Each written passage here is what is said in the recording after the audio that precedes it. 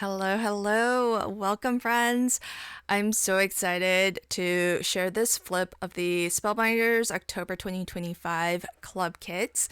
As per usual for my flip videos, I'm going to show you how to make one flat, one layered, one interactive, and one pop-up card featuring this month's club kits. Specifically, I'm going to be crafting with the clear stamp of the month, large die, small die of the month, 3D embossing folder, and the glimmer of the month. I absolutely love these cards. This is a quick look at all 4 cards that I'll be making, and it is going to be a long video, so if you only have time to watch 1 or 2 videos or 1 or 2 cards getting made, then I will timestamp this video so you can skip straight to the card you are most interested in. So let's make these. Okay, so let's start off with my flat card. This is gonna be super duper fast. Oh, actually, this is rare. I very rarely make a completely flat card, meaning nothing more than just your card base.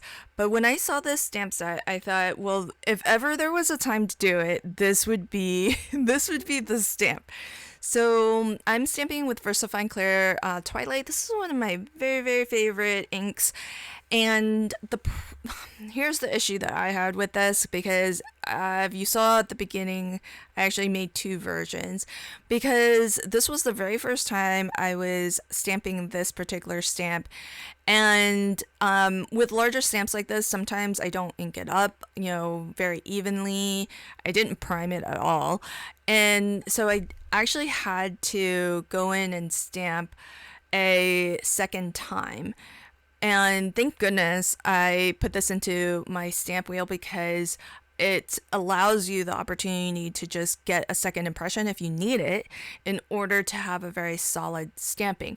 But the problem with that is that, well, it's not a problem if it's how you want it. But what happens with multiple stampings is that ultimately the image will overall be darker because there's more ink being layered. And I love Twilight because it's very dark, but it's still very blue, except when you stamp it multiple times like I've done, and it almost looks like it's black now. But that's okay. I still went forward, and what I wanted to do was get some splatter going. So I've pulled 2 colors. This is also by Sukaneko, but these are Versacolor pigment inks. And I have 2 shades. I have Royal Blue and Neptune, which is actually like a purpley blue. And while this too is a pigment ink, just like VersaFine Clear, the difference is that VersaFine Clear is actually a solvent-based ink, whereas Versacolor is a water-based ink. So if you're going to do any splattering where you have to dilute the ink with some water, as I've done, you need a water-based ink to do that. And what I was going for was, I don't think it's an ombre, but kind of I was just going for more dense splatters at the bottom and less dense, more like open and airy at the top. And I was going for the more Neptune, or that purple color, more of that on the bottom and more of the blue at the top. I like how the splatter went on this card, and I did do this card a second time because it's just so easy peasy to just, if you need to make a ton of cards, this is so easy to do. Because imagine stamping out a boatload and then just lining them all up and splattering them all at the same time. Now, what's kind of nice is because you get the coordinating die, you can use that coordinating die as a mask so that you cover up that stamped image, and that way you don't get any splatter on the stamped image, which might make it a little bit harder to read.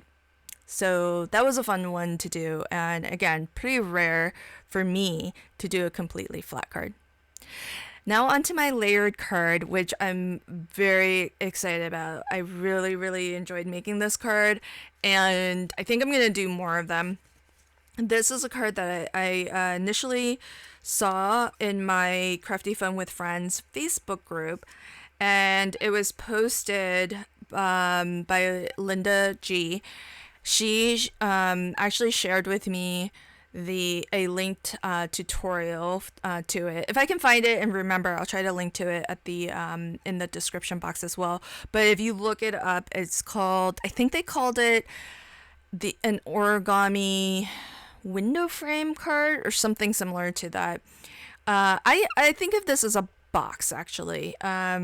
So that's sort of what it reminds me of. But my first step is I actually glimmered a couple few panels because this design I really think is super darling. It's an all over background pattern that it looks very hand drawn. Like those little hearts look kind of hand drawn, the little stars look hand drawn, and then you've got like kind of the different sized dots for some snowfall. It's a really cute, lovely background. I really like it a lot. I glimmered silver onto that dark navy. I think it's the indigo. And then I also glimmered the one of the iridescent foils by Spellbinders onto like a lighter blue cardstock, which I'll show you later. Okay, now this is the main part. This piece here is pattern paper that's cut to 4 inches square, so 4 by 4. Then what I did was I used a pencil initially, but I can't see my pencil mark, so I'm going in with a Sharpie. And I'm making a dot at the halfway point at the 2-inch mark on each of the 4 sides. So you could adapt this to whatever size you wanted. So whatever size square piece of paper you're using, I'm using 4 by 4. Mark the center point of each edge, in this case 2 inches, and then connect the dots with a score line. So I just line up those 2 dots in my cutting track because it's easy for me to identify that both dots are in the same track, and then I score. So that's one fold.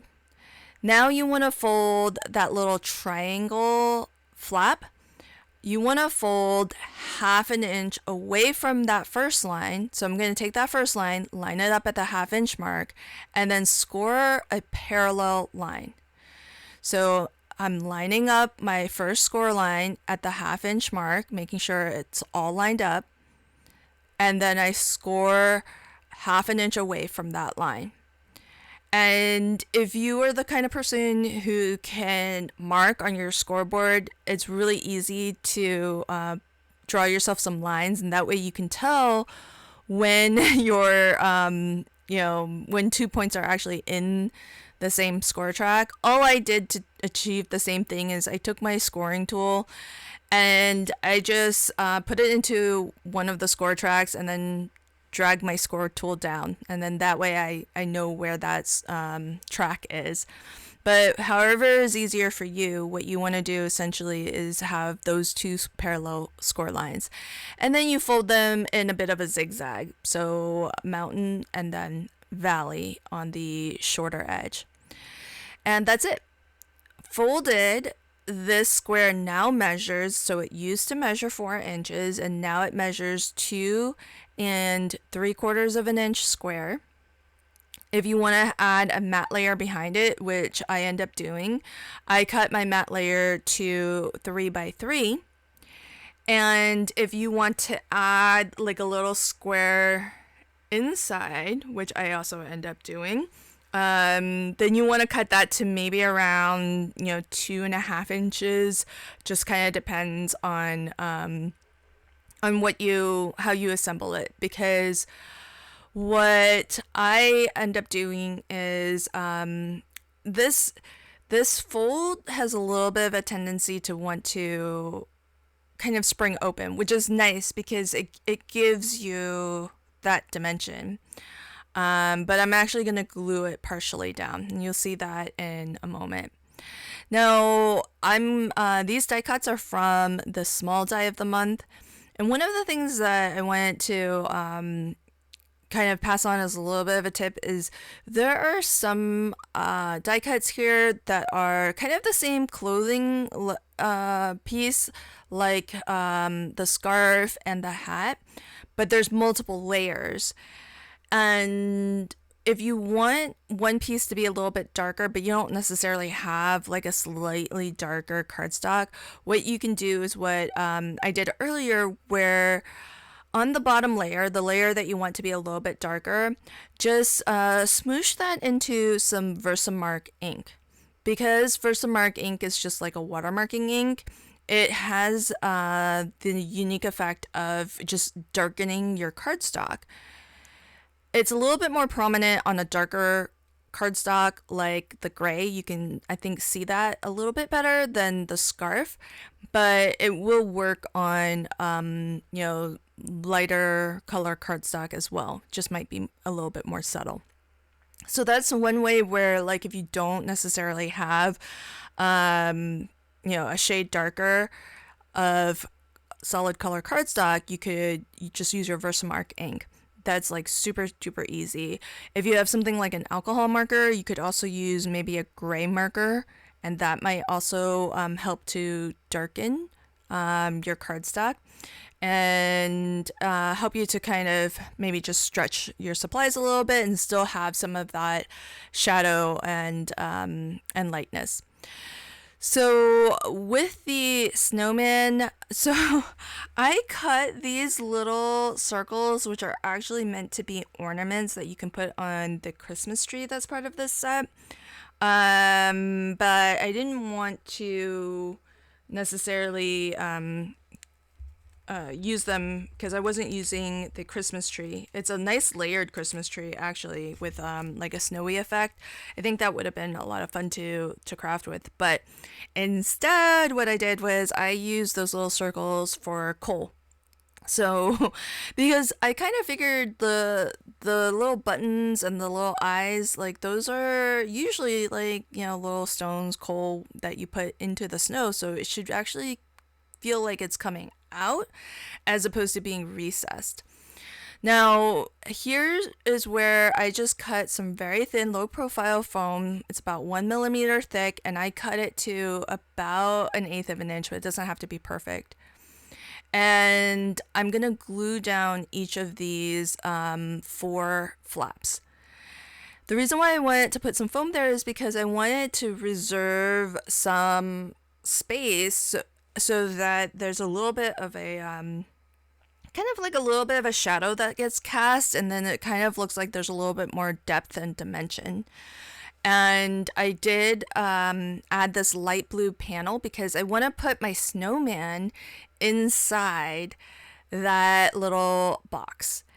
And he's going to be a little bit more visible if there's more contrast. And the back of my pattern paper is very light. And so adding that sort of a mid blue color, like a powdered blue, is going to help make the snowman just read a little bit better, help him kind of stand out a little bit more. Okay, so I lost a lot of footage, and such a rookie mistake when I got my start and stop mixed up. So here's the finished card. So what I did was I added some dimension. So you can see with the little kiddo here, the legs are flat, but by the time you get to the head, it's actually raised. And same with the snowman, like the body is flat, but the head, I actually put some foam behind him, and it just makes it feel like the characters are popping out of the scene a little bit, just like that box mechanism that we made. Okay, so now onto my interactive card, and of course, when I saw the large die of the month, I knew I was going to make a light up card. It actually brings me back to years ago now. It's one of my very early live streams, maybe one of the very first ones where I live streamed just solo. And I made a bay window fun fold card that was a light up card. And the whole scene was, basically a bay window. That was the fun fold. And there was an interior scene with the Christmas tree in the bay window, kind of that classic scene. And when I saw this, die set, I just knew I had to make a light up card because it just brings back memories of that card. And so I'm going to start by assembling the bay window, which has a lot of details to it, including this little kind of, I don't even know what that's called, the little detailing in the window. But it's really kind of cute, and I just love how I mean, I know it might seem like a little bit fiddly to put all of these layers in, but it really just helps to add to the look of everything feeling just a little bit more dimensional when you can die cut these elements in different colors. So I really, really like that. Now, I did tape or adhere a piece of clear acetate behind this window frame, and that's actually what those white detail trim pieces are glued onto.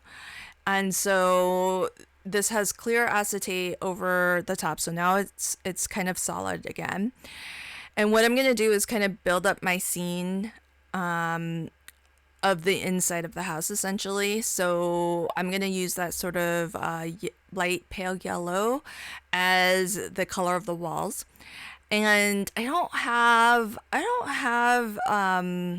clear gems in the color that I want. And so I have these clear ones, and so I just took an alcohol marker of the color that I want, and I just colored the tops of it. And what I'm going to do is I've die cut the Christmas tree out of white glitter cardstock. It's actually from Spellbinders, part of their specialty cardstock line, the Treasured collection. And I've got my 3D embossed panel. I did do a little bit of inking, just ever so lightly with the gray, just to give it some, just to dirty it up a little bit, give it a little bit of dimension.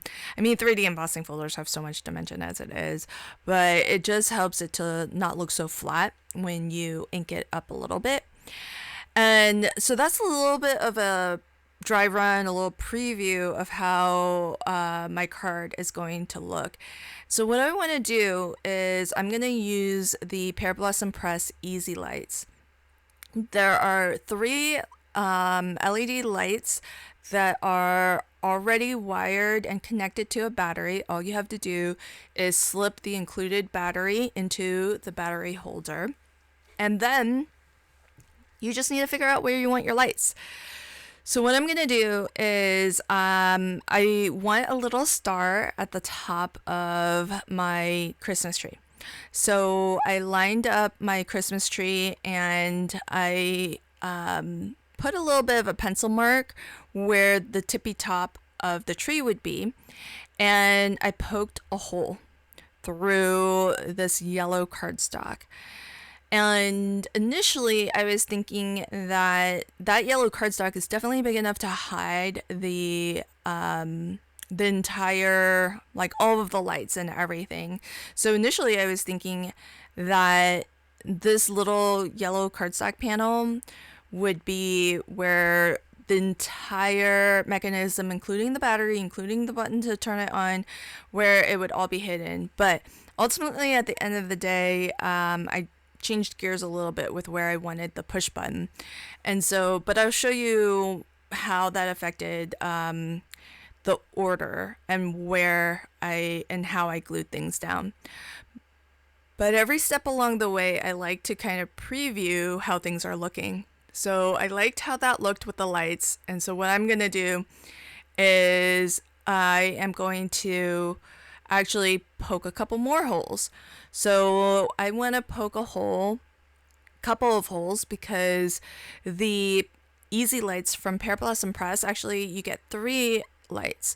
And so one of them I use for the top of the tree, and then I've still got 2 more that I will use to light up some of the ornaments on the tree.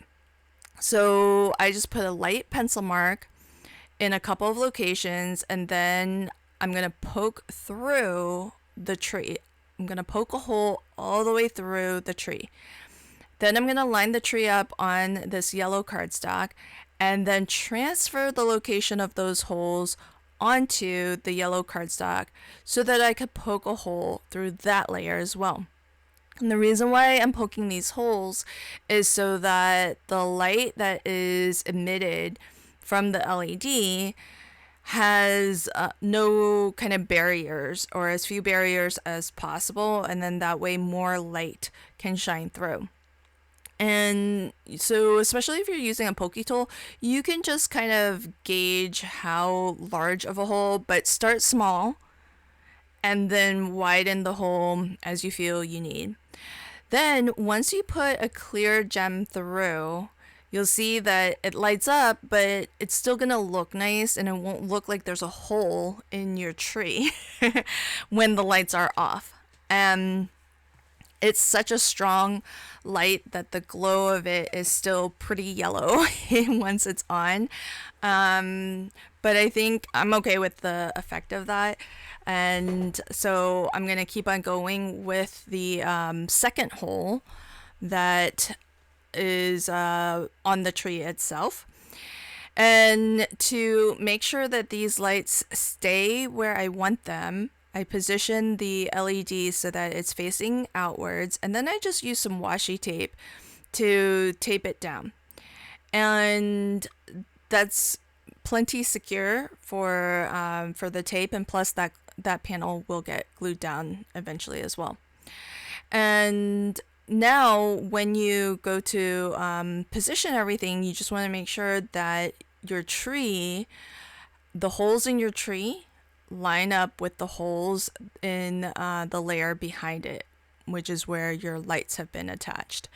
And again, I'm gonna kind of dry fit everything, make sure that it all kind of looks the way I want it to look. And I kind of realized that I think I want to put the on-off button on the bay window because it looks like there's a spot there that is large enough where I can actually stamp out the word press. And so what I'm gonna do is actually hide the battery and the button, to turn the lights on. I'm gonna actually hide it behind my brick panel here. That's from the 3D embossing folder. And what I did was I actually punched a 1/8 inch hole through this brick panel, and I'm gonna feed the wires through to the front. Another way of doing this is you could transfer those 3 holes from, this yellow layer here, and then, poke those holes through your brick panel as well.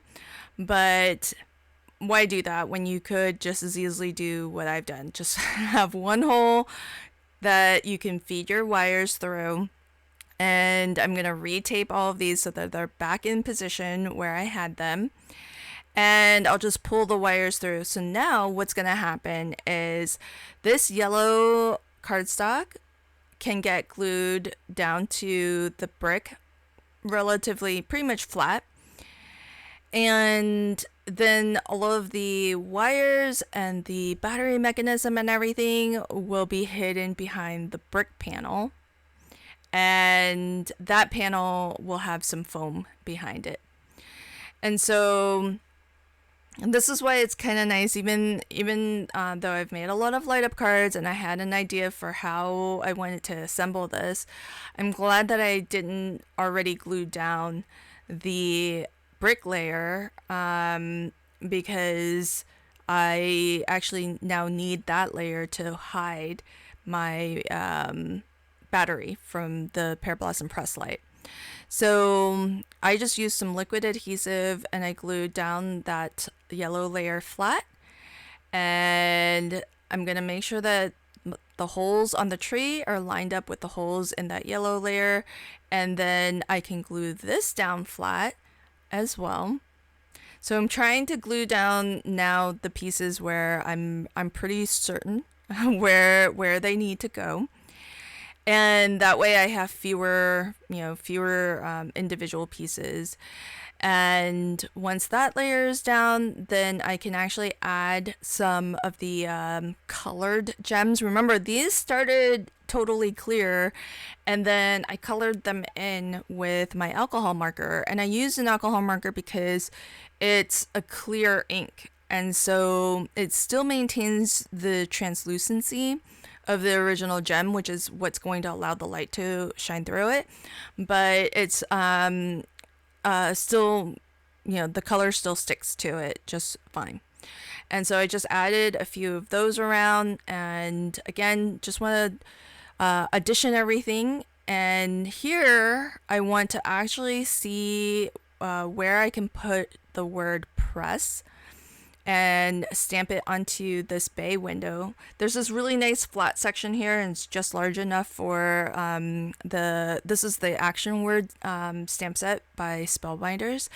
And you could white heat emboss this, but I felt like the Hero Hues Unicorn white ink actually did a pretty good job of it's not the brightest white, but it's very legible, so I didn't feel like I needed to heat emboss to make it bright white, especially because I've got some acetate behind there, and I don't think it's like a heat proof acetate, so I didn't want to risk having that warp. Now on the back of my bay window, you can add some additional detailing. So there are these curtains. I mean, the details here are just crazy cool, and it just lets you customize it in so many different ways, and you have all of these like interesting little details that I just think make the scene really lovely. And the curtains even have like the little rope or whatever that ties the curtains back, so kind of gathers them and ties them back. So cool. So I had marked off where I wanted to glue the battery pack. So I've got that adhered down with just some liquid adhesive. And then I've got some, this is super thick foam now. This is closer to 3 millimeters thick. And I've got that surrounding my battery. And the brick panel here, I've cut down to 4 inches wide by 5¼ inches tall. And then the last layer to go on top will be the actual bay window, which I'm adding with a little bit of low profile foam. So this is 1 millimeter thick foam. And the reason why I'm adding a little bit of low profile foam here is because this is going over top of the Christmas tree, which has some gems, and the gems have a little bit of a dimension to them. So I want to make sure that those gems don't like poke through the acetate, and plus with a little bit of foam, again, it just gives it a little bit more dimension so that it creates those shadows, and it makes it look a little bit more like, there's that scene is like set inside the window.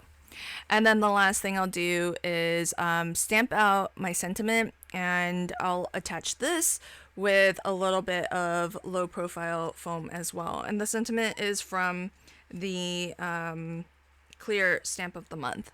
And there are a lot, actually, it's all sentiments really, because even the Christmas tree stamp that I used as my focal image, even that is a sentiment also. So really nice, great holiday sentiments this month in the clear stamp of the month. So I love that.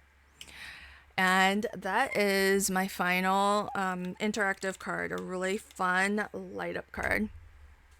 Now onto my pop-up card, and I really like how this one turned out too.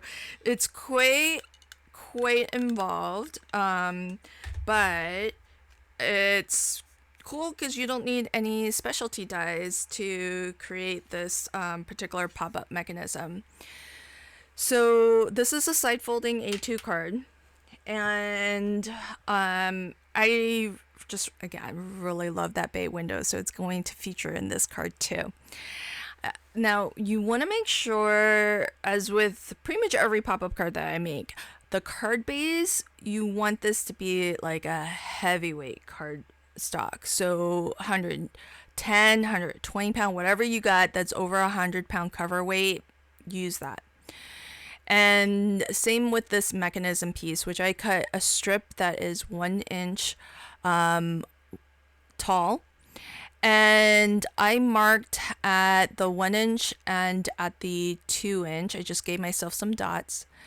And so what I want to do is score some diagonal lines. So at the 1 inch dot, I'm going to score from that to the corner of this strip here. And then I'm going to rotate this so that from that same dot, I'm going to score to the 2 inch mark. So basically from the 1 inch, I made a little triangle here. So from the 1 inch pencil mark, I scored to the outer edge. And from that same 1 inch mark, I scored to the 2 inch mark. And that's it for this mechanism. So this is a super, well, that's not it actually. That's most of it. That's the hardest part. So this is a mechanism where, like, anytime you want something when it opens to kind of pop up and stand vertically, you could, but you want it to be a side folding card as opposed to a top folding card. This is how you, this is the mechanism that you would make. Now, we do need something to actually pop up, and so you want this long arm here to actually, one, be attached to your card base, and two, have like a little bit of a pop-up stand so that whatever it is that you're trying to have stand up, you've got something to glue it against. So this little piece here, it's just that leftover 1 inch wide. And then I just scored it at the, it doesn't even matter because it's just a glue tab, but I think I scored it at the 3/4 inch mark. And that little glue tab is what will get glued down to the card base in order to keep that arm anchored. Now, what I want to stand up is a bay window.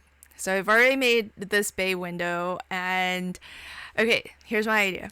So we saw the bay window from the outside on my interactive card, and what I thought would be kind of cute is what if now you open this card and you're looking at the bay window from the inside and you're looking outside. So I am going to create a little scene where this is in front of the bay window is the inside of the house, and behind the bay window is outside the house. Now, because we're inside the house, I wanted to have something at the bottom of this that would sort of indicate some flooring. I was going for maybe some carpeting or something. So I was looking for some scrap paper, and well, this isn't scrap, it was in a scrap pile, so I'm just going to use this, and it will sort of look like it's maybe wood flooring. And I fit this so that it will just cover that front portion of the card that's in front of the bay window. And one of the things with pop-up cards that you kind of have to always be mindful of is where does everything land when you close the card.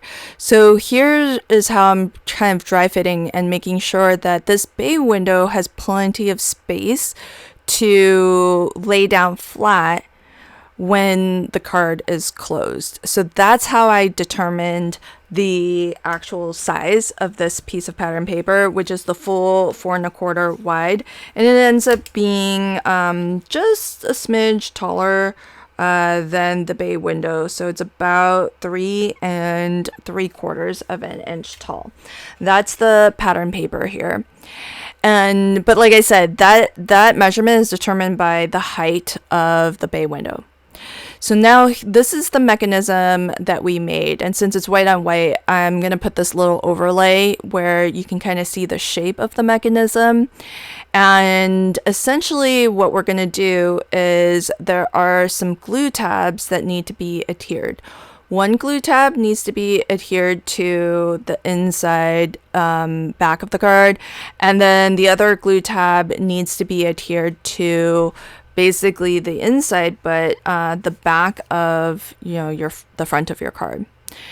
And so you want to position this so that it is butt up right against the score line, but it doesn't go over the score line on that left edge. And then where your glue tab is, this first one I'm gluing down, you just want it to be, right where your pattern paper ends. And you're only putting glue on this little flap here because that's our glue tab. Everything else we want to actually stand up when the card is opened. So if you're using liquid adhesive like I am, the Barely Art glue is really nice because it is a quick grabbing one, but you still want to give it time to really grab. Now here, it's hard to tell, but there's just a little triangle that is our glue tab. It's not a rectangle, it's just a triangle. That's where you want to confine your glue to. And don't open it so fast like I did. Give it time to grab, give it time to dry, and when it opens, it'll look a little something like this. And you can burnish to really make sure that glue is spread out. And once, because it's liquid adhesive and it's paper on paper, that should be a nice permanent bond. So now what we can do is we can adhere our bay window to our mechanism now. So what you want to be careful to do though is only glue this onto the flat portion of the mechanism. So can you see that little triangle there? That needs to be angled, however it needs to be angled in order to kind of bring this, what I called earlier an arm, to bring it upright. And so that's what we're using as our pop-up stand. And so you just want to put adhesive like on the lower portion of the bay window, and only where the that front edge of the mechanism, pop-up mechanism is. And again, this is one of those things where you don't want to put the bay window too close to that folded edge because it needs space to still be able to fold down. And there you have it. Once it's attached, because I use dry adhesive, it's a pretty quick instant grab. Now there's this extra length here on the arm that we don't really need, so I am going to trim that off so that essentially it just ends where our bay window ends. And I'm trying to be really careful not to trim the bay window at all, and just to keep an eye out for where that edge is. Kind of gives you a nice, clean, straight edge, and so that is the beginnings of our scene there. Okay, so now what I want to do is I want to add some kiddos. So I pre-assembled some kids. There's one that comes in the large die of the month. He's kind of like pulling a sled behind him. And so here's the story. I thought it would be really cute if there's like one kiddo and he sees his friend coming by and he just runs to the window and is trying to like wave and get his friend's attention. Now I thought one thing that would be really cool is, what if when this pops up, there's like a whole scene, like a whole outdoor scene behind the window. That's not going to really be possible because you need to be able to fold anything that you pop up needs to get folded down again. And because of the mechanism, you can't have a full seam because that mechanism kind of gets in the way of anything folding flat. So I kind of abandoned that idea and thought, well, I've got this cute printable. It's one that I put out on my website. It's one of the easy postage printables. I think it's Christmas Critters or Winter Critters, something like that. I think it's Winter Critters. And so now that I'm gonna use this, I didn't really think about the color scheme when I first assembled these little kiddos. So I actually reassembled this little guy who I thought was really cute with his grays and his orange, and I made I made a different one that matches the colors of the pattern paper or the printable. I feel like it's a much better match of the papers. And so that's, I actually made two, because I'm going to put one on the outside of the card, dragging the little sled. It's such a nice, like, sweet little scene. And then I lost a little bit of footage again. I just can't believe all these rookie mistakes I'm making with this video. You would think that I had never done YouTube videos before. But I don't think you missed anything too important with that one. And so I made two because this kind of looks like, oh, look at this cute little kiddo going out sledding, dragging his sled. And then you open the card and then there's like a little bit of continuity of that same kid now walking into scene, but now you see like his friend inside the house spotting him. So what I want to do to make this kiddo stand is I made the exact same mechanism as I did earlier, but on a smaller scale and out of construction weight acetate. But this is the exact same mechanism that I made to pop up the bay window.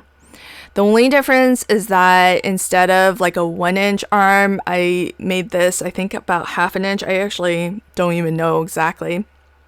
But, and then instead of like scoring it 1 inch away, I think I just scored it at something like 1/2 inch, I think also. So it's the exact same, it's just smaller and out of acetate, so that when our little our card opens and the kiddo pops up, then it kind of looks like he's walking. You don't see the acetate, and so it just seems more it looks more seamless that way. And here I do need more of a taller like pop-up stand to adhere our kiddo to.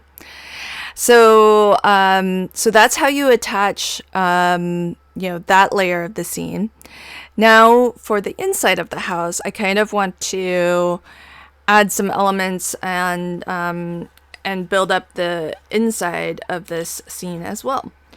And it's kind of nice. You have a lot of room here, so there's a lot of opportunity to create different foreground elements, because now we're kind of moving closer to the card recipient. And this pop-up mechanism is just your basic kind of rectangle pop-up, only it's also out of clear acetate construction weight, so kind of heavy duty. And here what you want to be mindful of, which I totally forgot, is that when I did the initial score lines, is that you want to make sure that wherever you put this tree, it can fold down and it will stay inside your card. So that's how you can determine like how the distance of where this tree is relative to the bay window. Because what we're going to do is use the bay window, that plane of this scene, we're going to use the bay window as the mechanism to pull the tree up. So this little pop-up mechanism, when you are thinking about scoring your lines, your first score line is from the bottom of the card traveling up, in this case the bay window. How tall do you want it? I think I did something like 3/8 of an inch. The next score line, the distance that you want to measure is how far away from your bay window do you want your tree to reside. And I think mine ended up being something like, again, I measured it to fit, so it's something around 3/4 of an inch or so. But how I determined that was I laid the tree down flat, how it needs to be positioned when the card is folded, and then that gave me sort of the maximum distance. So then it looks like that. Your next score line is that same height, and then give yourself a final glue tab, and that's little glue tab. The 2 glue tabs on the ends are what gets glued to your card. So one gets glued to the bottom where, you know, my wood pattern paper is, and on the other end that gets glued to my bay window, which is what I'm using to pull up this tree. So when the bay window comes upright, it's going to pull the tree upright with it. And I forgot there's like, I think, a little base to the tree, so I just snuck that in. Next, I'm going to do the exact same thing with the little kiddo who is inside the house. So again, this is clear acetate so that, you know, these elements feel like they're just floating, and, you know, you don't have like a solid color cardstock that interrupts the seam. The first score line is the height from the bottom of the card up the bay window, essentially. The next distance is how far away from the bay window do we want this kiddo to stand. Your third score line is, again, that same height, because now it needs to travel back down to the card. And then you want to give yourself about a 1/2 inch glue tab so that you can glue it down to the bottom of your card. Now, I've got some other decorative elements as well in this die set, the large die of the month. There's this string of lights that you can add, which I think are kind of cute. You could use them if this was like an exterior scene, or in this case, I just chose to use them on the interior of the scene. And so I did the same thing. I folded I glued the glue tab to the bay window, and on the second score line you just want to fold that, and then fold your entire card down so that on the opposite end you have a glue tab with some adhesive. Anytime I glue anything down on a pop-up card, I like to glue it down with the card closed. I like to close the card onto that element so that I can be assured that everything still folds down flat. And then you just add a little clear pop-up stand to the front, and then you have something that you can glue your element to.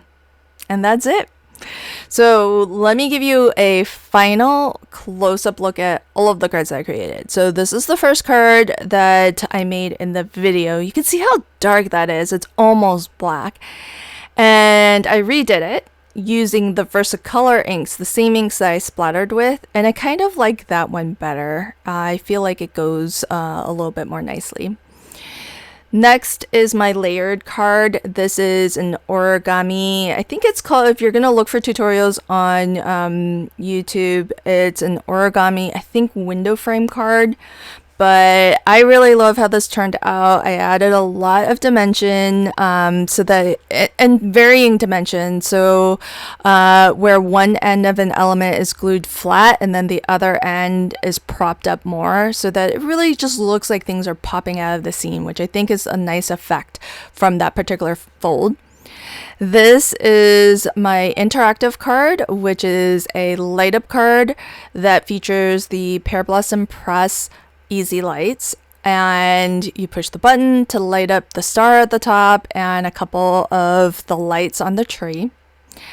And finally, I have my pop-up card. So on the outside, it's just this really lovely scene. That's just one of my printables that I printed out, and the kiddo is from the large die of the month. And then you open the card and all of these elements, this whole scene pops up where you have that same kiddo now coming across and his friend is inside the house and spots him and is trying to get his attention. This was a lot of fun to create, super easy. It might be a little bit involved, the pop-up mechanism, but I hope you give it a try because you don't need any specialty dies to do this, and it's just a couple of mechanisms and then you can have this really fun pop-up card. Thanks so much for checking out my video today. I'll leave links to everything in the description box below. And if you enjoyed this video, I hope you'll like it, share it, and maybe even subscribe to my channel if you are not already subscribed. Also, thanks in advance if you do shop with my affiliate links, because I do earn a small commission at no additional cost to you. And it's really wonderful to have that little bit of financial support. So thank you so much. And until next time, happy crafting and have a fabulous day. Bye.